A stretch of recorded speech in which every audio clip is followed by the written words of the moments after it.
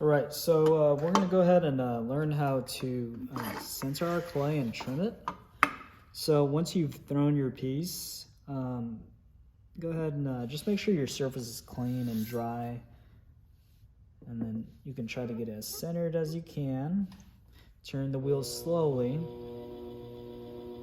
And you can just see how far off. So this is obviously off-centered. We'll just tap it back towards being centered. And I'm just pressing or pushing right here with my 2 fingers.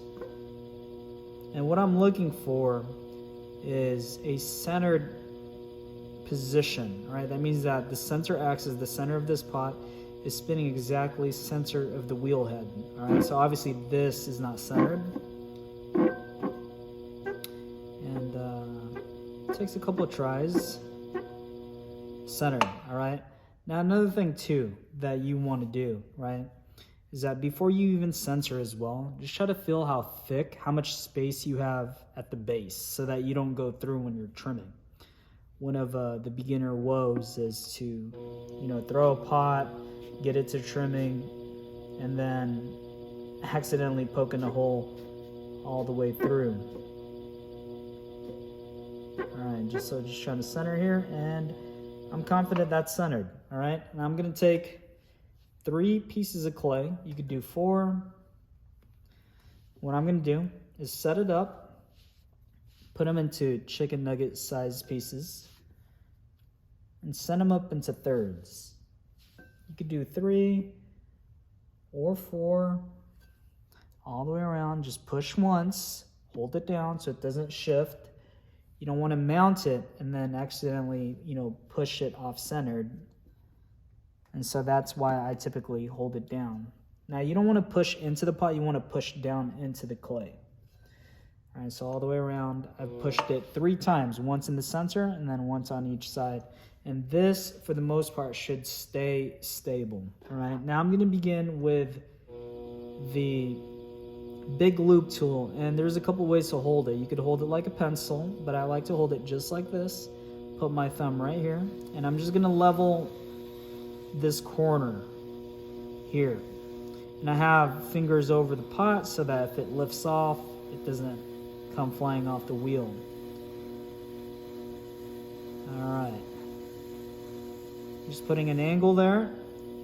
I'm also going to trim this bottom part here along the wall. Let's give it a nice shape. All right. And I'm going to make this more vertical. So what I have here is a Japanese tea bowl that I've made.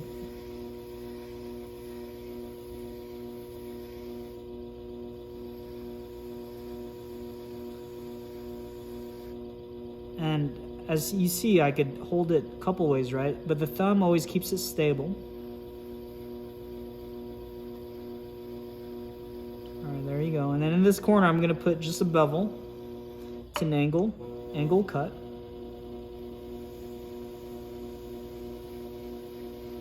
There we go. I'm pretty satisfied with that. Now we're going to trim the bottom. Hold it like a pencil. Hold the tool right here. Just aim at the middle. I'm not trying to trim too much on this piece because the bottom is already thin to keep it lightweight. I definitely don't want to trim all the way through. And as you can see, I'm not going too quickly, bringing this opening open too quick. Just taking my time, using half of the tool each time.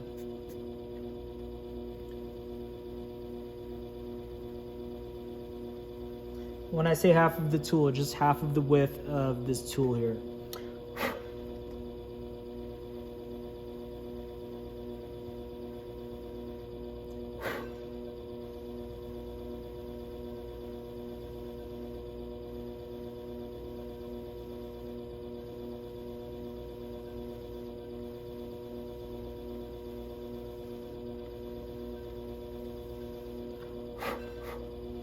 What we want to do is trim enough off the center so that the foot, okay, that's going to be the lowest part of the piece so that it sits on the foot and doesn't rest on the sensor.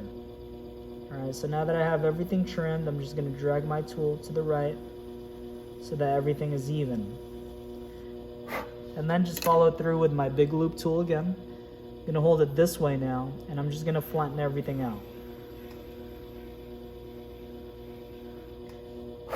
And as you can see there, I was pushing down a little bit more on here because I want to add a little bit of a curve and give it that strength. Add a little bit of a bevel on the inside, just like we did with the outside. And having those bevels, they really help to protect the surface that this is going to go on,